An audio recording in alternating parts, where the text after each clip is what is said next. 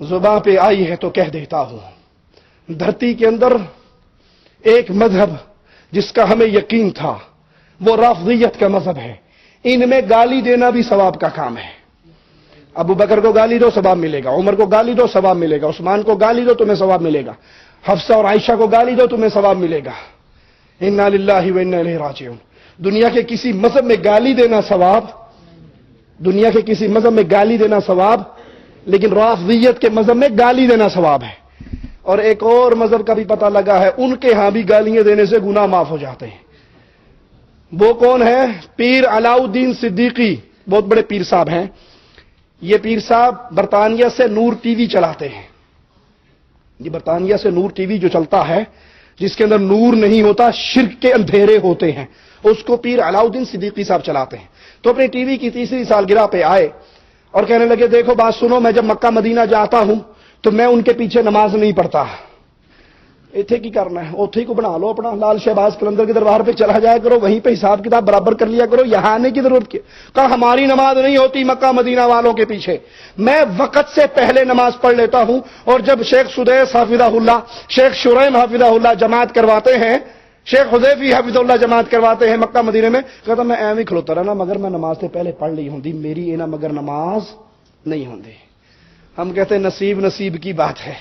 کوئی برطانیہ سے مکہ آ کر بھی بد نصیب رہتا ہے، کوئی مری سے مدینہ آ کر بھی بد نصیب رہتا ہے، اس کی قسمت میں نہیں ہے. اللہ کہتا ہے جیسا مشرک آیا تھا ویسے ہی واپس جا، ادھر سے پاک اور معافی نہیں ملے گی. خیر، اپنا واقعہ سناتے ہیں. کہتے میں مکہ میں تھا تو ایک نے آ کر مجھے کہا کہ میں بیت اللہ کا طواف کرنے لگا ہوں، مجھے دعائیں نہیں آتی، طواف کرتے ہوئے کیا دعائیں مانگنی ہیں مجھے نہیں آتی. کہا میں نے اسے کہا کہ تجھے بسم اللہ بھی نہیں آتی تو بسم اللہ پڑھ کے طواف کر لے. انہوں نے کہا جی بسم اللہ بھی ماں نہیں آتی، مجھے بسم اللہ بھی نہیں آتی.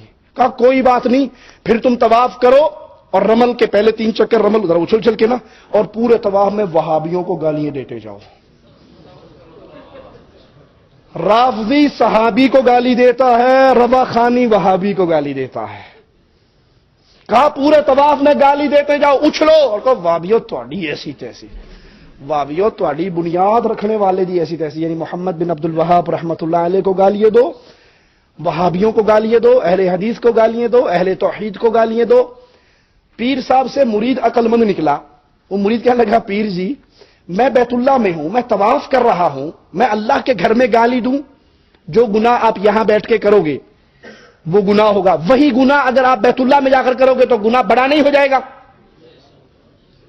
گناہ بڑا ہو جائے گا نا. کہ آپ اللہ کے گھر میں آ کر بھی اس گناہ سے باز نہیں. حدیث میں آتا ہے اللہ کے نبی نے فرمایا ایک حاجی کو میں نے دیکھا جو اپنی کھنڈی پہ ٹیک لگا کے جہنم میں کھڑا تھا.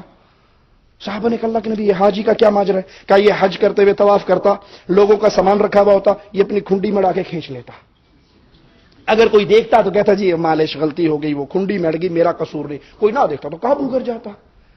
اب یہ بیت اللہ میں چوری کر رہا، اللہ کو اس پہ اتنا غصہ آیا، اس کی کھنڈی سمیت جہنم میں پھینک دیا. اس مرید نے کہا شاہ جی میں طواف کرتے ہوئے وہابیوں کو گالیاں دوں؟ کہا ہاں. کہا مجھے گناہ ہوگا؟ کہا بے وقوف تیرے پچھلے گناہ بھی معاف ہو جائیں گے. میں نے کہا وہ ان کے پیچھے واقعی ہم نماز نہیں پڑھتے، تو کہنے کہ یہ غلطی ہے. اس نے کہا تم کافر ہو. اس نے کہا یہ غلطی ہے کیونکہ ساری دنیا پیچھے پڑتی ہے. میں نے کہا صرف ایک بات بتا دیں، صرف ایک بات، ساری دنیا کو یہ نہیں پتا کہ اس کنویں میں گدھا مرا پڑا ہے اور کئی مہینوں کا ہے اور 2 کتے بھی ہیں اس میں. وہ ڈھول نکالتے ہوئے پیتے جاتے ہیں. آپ نے خود دیکھا ہے اس میں 1 گدھا اور 3 کتے مرے پڑے ہیں، تو آپ پیئیں گے؟ نہیں. سارا جان پیتا ہے، تم کیوں نہیں پیتے؟ لما لا تشرب الماء من ذلك البئر، اس کنویں سے تم پانی کیوں نہیں پیتے؟ اس نے کہا کہ میں خود دیکھ رہا ہوں کہ اس میں غلاظت ہے. میں نے کہا ہم اس لیے نماز نہیں پڑھتے کہ ان کے اندر غلاظت ہے. میں جاتا ہوں، حضرات لوگ سنتیں پڑھتے ہیں، وقت سے پہلے میں سنت پڑھ لیتا ہوں، وقت سے پہلے فرض بھی پڑھ لیتا ہوں، ان کے ساتھ ویسے ہی کھڑا ہو جاتا ہوں. اور میں ایک دوسری گل دسا، گل سن چنگی نے لگ سی لیکن چونکہ میری گل ہے، اور میں پردہ نہیں چھوڑتا ہوں، میں دستہ جانا چاہتا ہوں.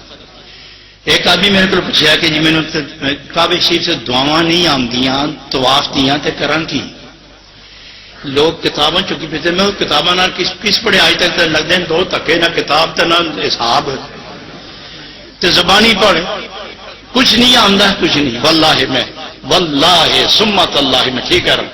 میں کہ تو کچھ بھی نہیں آمدہ کچھ بھی نہیں آمدہ. میں کہوں بسم اللہ بھی پوری نہیں آمدی تو پھر بادیاں گالاں کٹتا پھر چلو توڑی ایسی چلو توڑی ایسی تو پہلے رمل ترے رمل ہونے سے اچھل دے دوڑ دیں تو بھی اسے کرتا نال گانا کٹی جا توڑی بنیاد رکھن والے دی ایسی دیکھیں یہ تو پھر گناہ اسی میں ہے. گناہ نہیں ہونے لگا تیرے پچھلے معاف ہو سن کہ اللہ فرشتے نے کیسی ہے سیان گیا میرے تے میرے نبی دے دشمنوں معاف کرو اس میں. حضرات اب میں پھر اعلان ببانگے دوحل بڑے وثوق اور اعتماد کے ساتھ کہتا ہوں میرا وہی عقیدہ ہے جو قبلہ پیر عرفان شاہ صاحب.